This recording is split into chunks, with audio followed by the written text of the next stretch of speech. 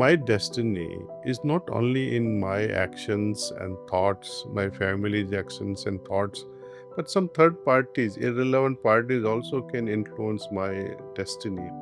Otherwise, how do you justify one man like Hitler killing more than 10 million Jews in a most cruel way? He burnt them alive.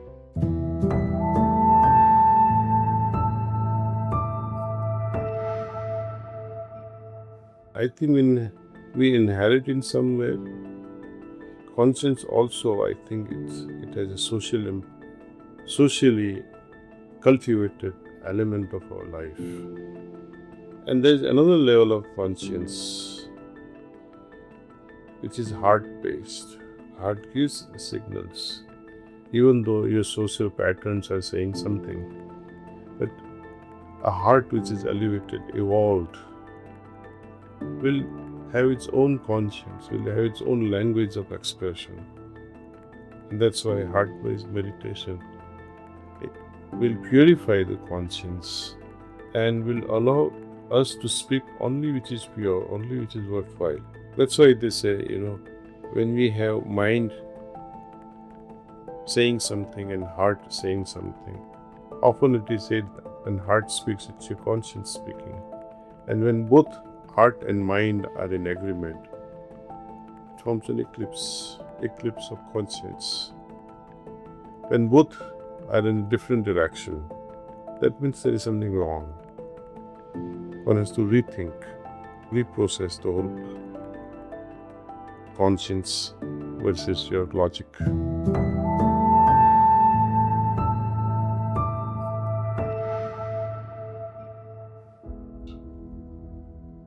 Nevertheless, we have a filter.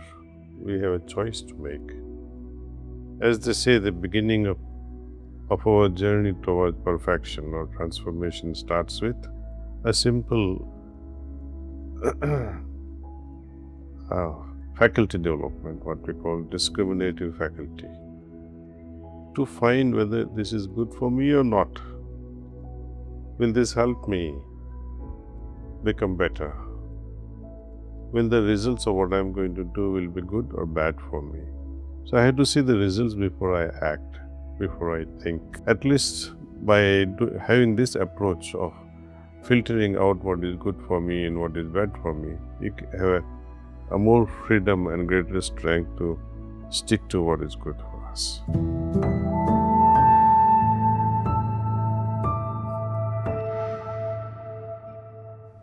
Best would be to hold on for a moment, pause for a moment, and then see, okay, not now, I'll get angry tomorrow, or I'll get angry after an hour. You're buying time and analyze the whole situation. And perhaps if it was your fault, you'll thank God. And this 1 hour to food over, like thank God I didn't get angry.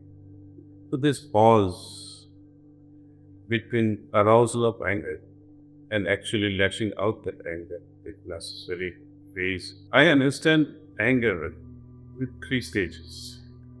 One is what happens to us before that and becoming angry. Second is during the phase of that moment of anger. And third phase is post getting angry. From a giver's side of it. From a receiver's side of it, you don't know when you're going to get affected by someone's anger. Because wisely or so, you may not have done anything for other person to get upset on you. Always, almost, the receiving side knows nothing about the other person, just casting things or act. So it's difficult to prepare oneself before receiving the anger part of it. During, of course, you become sad, and this lingers on after having a bout of someone's anger. That is not in our control. Other person's anger is definitely not my actions or in my control. I can do nothing about it. But certainly, me getting angry on someone or multitude of individuals, it's within my control. Sometimes it's necessary to express oneself and share your irritability or share your displeasure, but in a manner befitting your status. You must respect yourself. down, the moment we lose our ability to hold on to this emotion, anger, once we lose it, we are not in control of ourselves. We have to first analyze now the reasons behind anger. Is it worth it? Consider anger like a fire. Compare it with fire. It destroys everything very straight, including yourself. Imagine for a moment, you're so happy, and suddenly certain situation makes you angry. Just few minutes before you were so cheerful, and now all of a sudden you have to become angry. Can this cheerfulness and anger go together? I doubt it.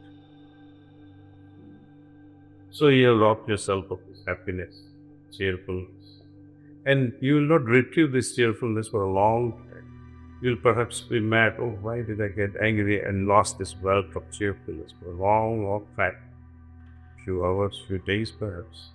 And it leaves scars. Once this fire of anger is let loose, and you cast it upon your loved ones, did you notice anger is always towards your loved ones? It's rarely towards any other person. But why? A real expectation comes into the picture. I expect such and such a thing from my loved ones. Otherwise, why would I love them? But then that's not a true love. Expectations, when they are failed, I expected something to be delivered this way, or I expected a gift, or I expected that you would pick me up from the airport, but you didn't even show up. You forgot that I was coming. Such things. And the worst thing is, not just the expectations or failures of expectations, but insisting, demanding that my expectation must be fulfilled. Imagine the child goes to school. Papa is free. He is off day. But he insists. The child said, my mother must pick me up from school.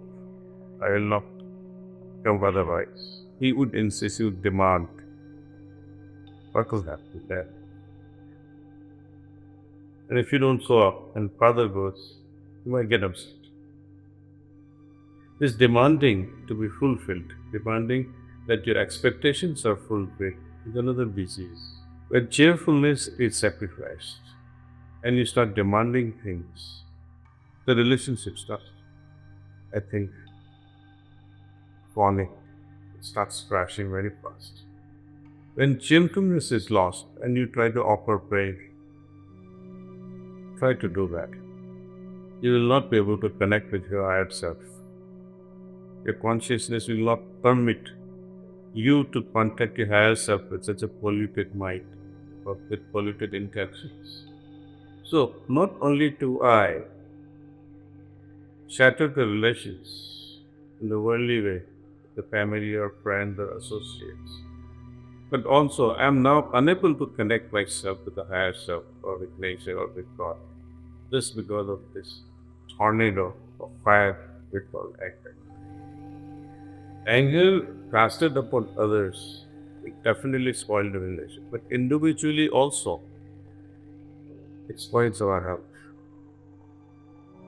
Especially a situation where, let us say, when you consider this a burning coal, anger, a burning coal, can you hold it in your hand?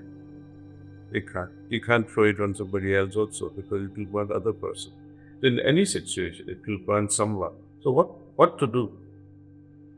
Only solution I find is to allow this energy of anger to get sublimated into something else. When you wait a bit patiently, prayerfully, during that moment, which of course I do agree that it's so difficult, but there are moments, if you can take back that moment and say, okay, I will not get upset now, I will not be angry now, and you reflect on, you meditate perhaps, then what will happen? That anger will slowly change its face, it will slowly change its color, it will become more compassionate. And more we practice this, you'll say, wow, I'm able to convert this ugly energy of anger into such a beautiful flower of compassion.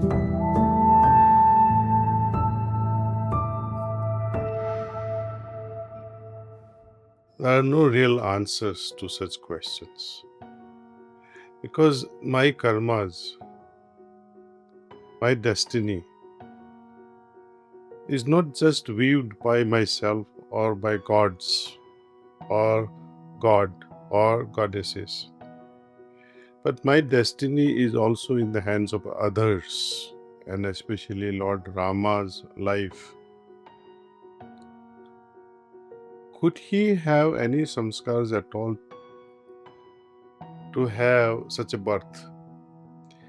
He could not have formed any samskara since this was his first birth as an avatar. So he had no previous karmas that can make him suffer. Right? Now, when sage Vasishtha declared to King Dasharatha that let's have the wedding of these two performed under this auspicious occasion, they are the best match. Their zodiacs, that astrological charts matches like no one's. They will have a happy, long life together. This was the trajectory based on the astrological charts and prediction of sage Vasishtha. Now what happens here that his life was later on influenced by no less a person than Mother Kaikeyi, who was again influenced by a mere maid or a dasi, Manthara. So Manthara influenced the greed at heart of Mother Kaikeyi that you should ask for the fulfillment of a promise which the king Dasharatha promised you during one of those wars. So it's an opportunity for you to ask and ask for throning your son instead of throning Rama as a king. And she did not stop just there. She said rest of the time, at least 14 years, he should pass in the forest. I mean, was it not enough that he is dethroned, is to be dethroned and thrown Bharat? But she went ahead, and so Raja Dashrath, because of his pride, pran jaye par vachan nahi jaye. I may lose my soul, but I will not move away from my promise. He fulfilled that, but having fulfilled that, he lost his life as well. His life came forward. I mean, the death came forward. He would have died much later. But because of this incident, influenced by somebody else. So my destiny can also be influenced by somebody. Ajay, for example, let us say you loved a girl whom you love so dearly and you'll die for her. But what happens there? Destiny brought you together. Eye to eye, there was a locking, and your heart also say, okay, this is my beloved, and she also considers you as beloved. But suppose her parents disagree that he's a film star and let him go. Because film stars also have some level of reputation. Some societies may not appreciate that, see. They all pay their price based on the decisions or the conditioning of the society or the community. So my destiny is not only in my actions and thoughts, my family's actions and thoughts, but some third parties, irrelevant parties also can influence my destiny. Otherwise, how do you justify one man like Hitler killing more than 10 million Jews in a most cruel way? He burnt them alive in millions. So it was not in their destiny.